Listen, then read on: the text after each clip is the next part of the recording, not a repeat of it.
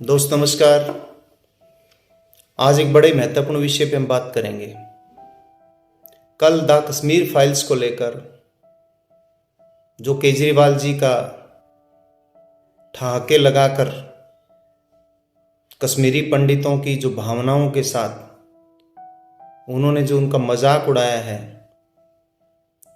उसका केवल मैं ही नहीं पूरा भारतवर्ष उसकी निंदा करता है। मैं कोई राजनीतिक बात नहीं करूंगा, ना ही मैं कोई राजनीतिक व्यक्ति हूं। आप पार्टी क्या करती है, क्या उन्होंने वादे किए, निभाएं कि ना निभाएं, पंजाब में किन वादों को लेकर उन लोगों ने चुनाव लड़ा और आज जैसी घोषणाएं आप चुनाव के बाद देख रहे हैं, उसकी बात करने के लिए अनेक विपक्षी पार्टियों के नेता हैं। जैसा कल रामवीर सिंह भिदुड़ी साहब ने दिल्ली विधानसभा के में जिस प्रकार से शिक्षा मंत्री से सवाल पूछे और जिनका कोई जवाब उनके पास नहीं था, तो ऐसी बातचीत करने के लिए अनेक प्रतिपक्ष के नेता मौजूद हैं, इसलिए ये मेरा काम नहीं है। मैं बात करूंगा किस प्रकार से एक संवैधानिक पद पर बैठा मुख्यमंत्री एक ऐसे फिल्मकार, एक ऐसे निर्माता निर्देशक विवेक अग्निहोत्री जी का भी उन्होंने मजाक उड़ाया। उनके बारे में बोला कि करोड़ों रुपए की कमाई वो लोग कर रहे हैं। तो मैं एक बात उनसे पूछना चाहता हूं, क्या अब से पहले फिल्म बनाने वालों ने कमाई नहीं की है क्या? अनेक प्रकार की फिल्मों का प्रमोशन, अब वो कह रहे हैं कि बीजेपी चुनाव फिल्म के पोस्टर लगा रही है। तो मैंने अनेक प्रकार के ट्वीट केजरीवाल जी के देखे हैं, जिन्होंने अनेक प्रकार की ऊट पटांग फिल्मों का प्रमोशन वो करते रहे हैं। अब क्या सांठ गांठ है उन निर्माता निर्देशकों के साथ, ये तो मुझे नहीं पता। वो करे तो करे, उससे हमें भी कोई दिक्कत नहीं है, आपत्ति नहीं है। मगर जब एक राष्ट्रवादी निर्माता निर्देशक हिम्मत करता है एक सच्चाई को उजागर करने की, तो उसका विरोध क्यों? और अगर केजरीवाल जी उसका विरोध कर रहे हैं तो इसके पीछे साजिश किसकी? जैसे हमने देखा लिबरल गैंग का विरोध, तो हमने देखा बॉलीवुड के अनेक कलाकारों ने भी इसका विरोध किया। उनका विरोध समझ में आता है, क्योंकि जो राष्ट्र के साथ नहीं है वो विरोध तो करेगा ही। मगर केजरीवाल जी, आप मुख्यमंत्री हो और जिस पद पर आपको जनता ने बैठाया है, और वो जनता भारत की जनता है, इसलिए इस प्रकार की एक स्टेटमेंट, आप हमेशा राष्ट्र के हित में जो बातें रही है उसका आप कभी समर्थन करते नजर नहीं आए। धारा 370 के आप खिलाफ, आप CAA के आप खिलाफ, आप राम मंदिर के खिलाफ। अभी द कश्मीर फाइल्स आई है, जिस फिल्म को पूरे देश की तरफ से समर्थन मिला। और अगर ये बात आप कह रहे हैं कि विवेक अग्निहोत्री जी ने कमाई के लिए फिल्म बनाई है, तो मुझे नहीं लगता। क्योंकि मेरा ऐसा मानना है, जो लोग आज के युग में, यानी कि आज कैसा युग है, आज के युग में जो लोग पैसा कमाना चाहते हैं वो फूहड़ता दिखाएंगे, नंगापन दिखाएंगे। इससे दुनिया कमाई करती है। तो क्यों वो एक ऐसे मुद्दे को लेकर फिल्म उन्होंने बनाई? क्या उनका मकसद पैसा कमाना था? पैसा कमाने के और बहुत सारे तरीके हैं। आपको तो बहुत तरीके आते हैं पैसा इकट्ठा करने के। अभी आपने फार्मूला बताया था, तो अपना फार्मूला नए जो हमारे पंजाब के मुख्यमंत्री हैं उनको भी आप बता दें, ताकि उनको भी हेल्प मिलेगी। तो इसलिए इस प्रकार की उल्टी सीधी बयानबाजी, यानी कि राष्ट्र के विरोध में आप जो इस प्रकार का आपका रवैया रहता है, तो ये अच्छा रवैया नहीं है। अगर आप एक आम व्यक्ति होते तो मुझे आपसे कोई गिला शिकवा नहीं है। आप एक चुने हुए मुख्यमंत्री हैं, तो इसलिए बहुत सोच समझ कर आपको बात करनी चाहिए। द कश्मीर फाइल्स, अभी एक मैगजीन पढ़ रहा था, आप ये देखिए, ये भी एक राष्ट्रवादी मैगजीन है, पांचजन्य के नाम से। इन्होंने बड़ी अच्छी डिटेल में जो सारी बात इन्होंने बताई है। हालांकि मूवी के अंदर सारी बातें उन्होंने बताने की प्रयास किया है, मगर संभव भी नहीं होता कि आप सब उन परिवारों के बारे में बताएं। तो इस मैगजीन में मैं भी पढ़ रहा था, तो एक एक परिवार के बारे में इसमें उन्होंने बताया है कि किस प्रकार की बर्बरता कश्मीरी पंडितों के साथ हुई। केजरीवाल जी, विवेक अग्निहोत्री जी ने बॉलीवुड का दरवाजा खड़खड़ा दिया और इतनी जोर से ये दस्तक थी कि पूरे देश में जो राष्ट्र विरोधी ताकतें हैं उन पर जोर से आघात हुआ है और सब आहत हो बैठे हैं। अरे ऐसा क्या हुआ? कैसा दीवानापन है, कैसा राष्ट्रवाद हर व्यक्ति के मन में है कि एक ऑटो चलाने वाला मूवी देखने वाले, यानी कि द कश्मीर फाइल्स मूवी देखने वालों को फ्री में वो अपनी ऑटो रिक्शा में छोड़ता है थिएटर तक। एक नारियल बेचने वाला फ्री नारियल का ऑफर करता है, टिकट लाओ। तो ये पैसे आपके नहीं हैं, ये पैसे पूरे देश के राष्ट्रवादी लोगों के पैसे हैं जो चाहते हैं कि इस प्रकार की अनेक फिल्में बने। पीछे भी एक मूवी आई थी ताशकंद फाइल्स के नाम से, और उसको भी किसी ने प्रमोट करने की कोशिश नहीं की। अभी इस जब पत्रिका को मैं पढ़ रहा था, मैगजीन को जब मैंने पढ़ा, तो इसमें मैंने देखा कि ऐसी अनेक राष्ट्रवादी फिल्में आई जिनको फिल्म समीक्षक, यानी कि जो समीक्षा करते हैं फिल्मों की, उन्होंने समीक्षा करने लायक ही नहीं समझा। जैसे कपिल ने इस फिल्म का प्रमोशन करने के इसको लायक ही नहीं समझा। तो ऐसे मैंने देखा द हिंदुस्तान टाइम्स की वेबसाइट पर ज्योति शर्मा बावा ने इस फिल्म को 1 स्टार देते हुए लिखा कि प्रधानमंत्री लाल बहादुर शास्त्री की मृत्यु पर आधारित इस राजनीतिक प्रोपेगेंडा फिल्म में पंकज त्रिपाठी और नसीरुद्दीन शाह सहित कई योग्य कलाकारों की प्रतिभा व्यर्थ गई। बताइए। और इसके बाद इसी तरह फिल्म को अर्थहीन और निरर्थक बताते हुए इंडिया टुडे ने 1 स्टार, scroll.in ने 1 स्टार एंड news18.com ने भी 1 स्टार दिया। इस प्रकार की पत्रकारिता है, यानी कि उल्टी सीधी ऊट पटांग फिल्में जो युवाओं को गलत दिशा में लेकर जाती हैं, उनको आप 5 स्टार बनाते हैं, उनके लिए अच्छी अच्छी टिप्पणियां करते हैं। मगर ऐसी कोई राष्ट्रवादी फिल्में या सच्चाई को उजागर करने वाली फिल्में आए तो आपको दिक्कत हो जाती है। इसी प्रकार से अनेक इस प्रकार के परिवार हैं जो उस दौरान प्रताड़ित हुए,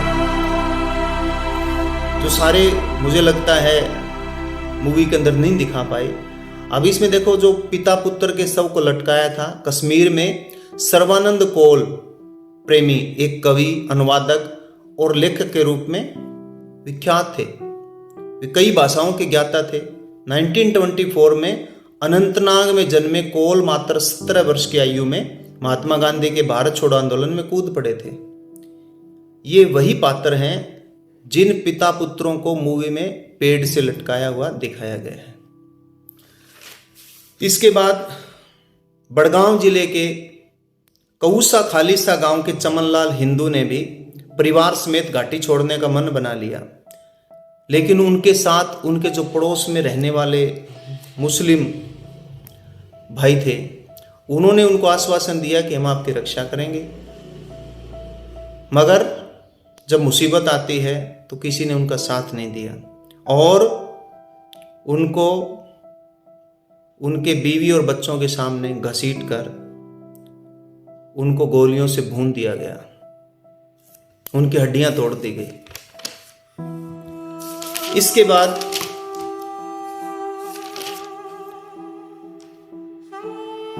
अपना संपूर्ण जीवन शिक्षा, दर्शन, कश्मीरी भाषा को समर्पित करने वाले हिंदू दीनानाथ मुजू, जो जम्मू कश्मीर की जानी मानी शख्सियत थे। 78 वर्षीय दीनानाथ अपनी पत्नी और बच्चों के साथ श्रीनगर के रावलपोरा इलाके में रहते थे। घाटी का माहौल खराब था ही, कश्मीरी हिंदुओं को चुन चुन कर मारा जा रहा था। दीनानाथ मुजू को भी कश्मीर घाटी छोड़ने की लगातार धमकियां मिल रही थी, मगर उन्होंने अपने बच्चों को भेज दिया, मगर उन्होंने घाटी छोड़ना स्वीकार नहीं किया। तो इस बात से इस्लामिक जो आतंकवादी थे, उन्होंने 6-7 जुलाई के दरमियान रात को गोली मारकर उनकी हत्या कर दी। तो ऐसे अनेक परिवारों का यहाँ पर जिक्र है, और वो लोग आज भी, अभी देखिए, एक 1990 में करण नगर, श्रीनगर में रहने वाले दिलबाग स्पोरी भी उन शरणार्थियों में शामिल थे जिन्होंने भागकर अपनी जान बचाई। इसके बाद राजीव धर, जो फिलहाल इन दिनों जो दिल्ली में रहते हैं, उनका भी ऐसा ही एक वाकया है कि उनका एडमिशन पॉलिटेक्निकल में हुआ था उस समय बड़गांव में। बड़े खुश हुए परिवार वाले भी, ये बड़ा ये समझ लिए कि उस समय पॉलिटेक्निकल में एडमिशन होना बड़ा महत्वपूर्ण माना जाता था। मगर जब घर गए तो उनके घर पे पोस्टर लगा हुआ था कि 2 दिन के अंदर अंदर घर खाली करके भाग जाओ, नहीं तो सभी को जान से मार दिया जाएगा। इसके बाद अगला वाकया है फरीदाबाद हरियाणा में रहने वाले डॉक्टर रोमेश रैना का। श्रीनगर के रैना बाड़ी में आलीशान मकान था। खुद श्रीनगर के सरकारी डॉक्टर थे। बड़े लोगों की उन्होंने सेवा की, वहाँ इलाज भी किया, मगर जब मुसीबत पड़ी तो उनको घर छोड़कर भागना पड़ा। एक ऐसा और वाकया जिसमें 27 साल के दिलीप कुमार, जो मुज्जा मार्ग गांव के रहने वाले थे, उनकी छाती पर चेतावनी लिख डाली।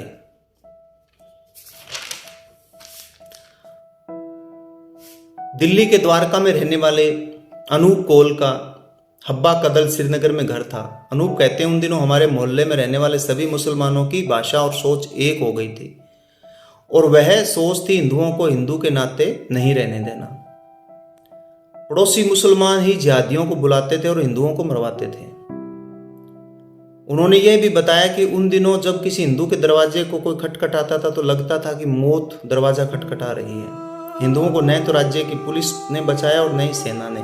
इस कारण मेरा परिवार 1990 में 18 और 19 जनवरी की रात को श्रीनगर से निकल गया। तो दोस्तों, ये अनेक इस प्रकार की घटनाएं हैं। एक और जिक्र करूंगा मैं, जो एक शिक्षिका थी जिसका नाम था गिरिजा कुमारी टीकू। इनके साथ तो बहुत बुरा हुआ। अगर आज हम इस बात को सुने पढ़ें तो हमारे रोंगटे खड़े हो जाएं। ये बहन जी जब अपना वेतन लेने स्कूल पहुंची तो वहाँ बहुत सारे इस्लामिक जो आतंकवादी थे उन्होंने उनको घेर लिया, और जो उनको पहले उनका सामूहिक बलात्कार किया और उसके बाद उनको आरे से चीर दिया गया। उनके पीछे उनकी 60 साल की बूढ़ी माँ, 26 वर्षीय पति और 4 साल का बेटा और 2 साल की बेटी को पीछे छोड़ कर गई। अब भी ये लोग कह रहे हैं कि प्रोपेगेंडा फिल्म है। धिक्कार इन लोगों का। एक श्लोक आता है, साची कहे मारन को धावे, झूठे जग पातियाना, साधो देखो जग बोला। कि सच कहने पर मारने को दौड़ते हैं और झूठ पर लोग भरोसा करते हैं। अब तक अनेक ऐसी फिल्में बनती गई जिनमें लोगों ने अनेक प्रकार की, बहुत सारी प्रकार की कमाइयां की। कुछ मतलब नहीं उन फिल्मों का। युवाओं को पथभ्रष्ट करने वाली फिल्में, युवाओं को सांस्कृतिक रूप से यानी कि मोरलिटी को डाउन करने वाली, नैतिक मूल्यों को खत्म करने वाली फिल्में बनी है, और बहुत दुनिया भर की कमाई उन फिल्मों ने की। मगर केजरीवाल जी को उनसे कोई दिक्कत नहीं है। उन्होंने तो उनका प्रमोशन किया है ट्वीट पर। ट्वीट कर करके अनेक प्रकार के ट्वीट हमने देखे, तो बड़ा मन आहत होता है इस प्रकार की घटनाओं से कि दोगला चरित्र क्यों। हम किसी का विरोध नहीं कर रहे, इस देश में सब शांति पूर्वक तरीके से रहें। इस देश को अपना देश समझकर हम सब इस देश को आगे ले जाने की भरपूर कोशिश हम करें और अपना योगदान दें। मगर भारत की संस्कृति है जियो और जीने दो, सर्वे भवन्तु सुखिनाम सर्वे सन्तु निरामया, वसुदेव कुटुम्बकम। हमारी संस्कृति तो ऐसी पूरी पृथ्वी को अपना परिवार मानते हैं, हम सबके सुख की कामना करते हैं, तो हम किसी का बुरा नहीं चाह सकते। इसलिए हम भी चाहते हैं कि हिंदुओं का एकमात्र देश भारत है। अभी मैंने एक हमारी बहन राजस्थान के अंदर जो नेत्री है, उन्होंने बड़ा अच्छा विषय उठाया कि जब ना ही चर्च राज्य सरकार के अंदर आते हैं, ना ही मस्जिदें उनके अंदर आती है, फिर हिंदू जो मंदिर है उनके ऊपर सरकार का आधिपत्य क्यों। भगवान के जो भक्त हैं, जो वो कमेटियां बनाए, उस मंदिर के डेवलपमेंट करे। ठीक है, अगर सरकारें ऐसा करना चाहती है तो करे, मगर फिर नियम सबके लिए बराबर होने चाहिए। नियम में भेद क्यों। तो इसलिए मैं यही चाहता हूं कि हम सब सही चीज़ों के साथ खड़े रहें, गलत चीज़ों का विरोध करें। और बहुत अच्छा लगा कि अभी समाज में बहुत परिवर्तन हो रहा है, युवा राष्ट्रवाद की तरफ चल पड़े हैं। उल्टी सीधे जो हमारी संस्कृति को नुकसान पहुंचाने वाली जो फिल्में हैं उनकी तरफ हमारा रुझान बदल चुका है, हमारे धारावाहिक बदल चुके हैं। एकता कपूर ने बड़े धारावाहिक बनाए जिसमें दिखाया गया कि परिवार कैसे टूट सकते हैं, क्या क्या चालें चली जा सकती हैं। मगर फिर हमने देखा एक परिवर्तन आया कि अनेक प्रकार के अच्छे धारावाहिक बाबा साहब अम्बेडकर के जीवन के ऊपर आधारित, वीर शिवाजी के ऊपर आधारित, महाराणा प्रताप के ऊपर आधारित, महाराजा रणजीत सिंह जी के ऊपर आधारित ऐसे अनेक धारावाहिक हमने देखे। फिर अनेक निर्माता निर्देशक आए जिन्होंने अच्छे जो हमारे राष्ट्रवादी जो चरित्र थे उन पे फिल्में बनाना शुरू किया। अभी पीछे अजय देवगन जी की भी फिल्म आई थी, बहुत अच्छी फिल्म थी। तो इस प्रकार से जो ऐसे निर्माता निर्देशक है जो राष्ट्रवादी फिल्में बनाना चाहते हैं, जो युवाओं को एक सही डायरेक्शन में लेकर जाना चाहते हैं। देखिए, इन मूवी का मकसद कोई अशांति फैलाना नहीं है। इन मूवी का मतलब है लोगों को सच्चाई से रूबरू करवाना, जो सच्चाई छुपा दी गई थी, जो चीज़ें हम जानते हैं, जो चीज़ें हमें पढ़ाई गई है, वो चीज़ें सच नहीं है। आज सोशल मीडिया का ज़माना है, सोशल मीडिया से वो सब भेद उजागर हो गए जो लोगों को फिल्मों के द्वारा, इतिहास के द्वारा पढ़ाए गए। अब जब भेद खुले तो पता लगा 1947 में क्या हुआ और आज़ादी की जंग में किन लोगों ने राजनीतिक फ़ायदे उठाए, ये सब हम सब के सामने हैं। तो आज का युवा बेवकूफ़ नहीं है, आज का युवा जागरूक हो चुका है, वो सच्चाई के साथ है। तो सभी भारतवासी हम इस देश को मजबूत बनाएं, सच्चाई को समझें। ये कोई धर्म का विषय नहीं है। गलत किसी के साथ होता है तो गलत है, चाहे वो किसी जाति या धर्म का हो। हमारा मकसद है कि किसी के साथ गलत ना हो, सभी को सुरक्षा मिले। इस देश में रहने वाले प्रत्येक भारतवासी को, उसके परिवार को सुरक्षा मिले, भले ही वो अल्पसंख्यक हो या बहुसंख्यक हो। ये क्योंकि हम सब बराबर हैं, तो इसलिए हम सब इस देश की उन्नति में अपना योगदान दें। और फिर एक बार केजरीवाल जी से को नसीहत, इस प्रकार की घटिया बयानबाजी ना करें। इससे हर भारतवासी इन बातों से आहत होता है। और जब देश का युवा जब जाग जाएगा ना, तो आपके फ्री के प्रलोभन में नहीं आएगा। वो राष्ट्र के साथ खड़ा होगा। जय हिंद, जय भारत।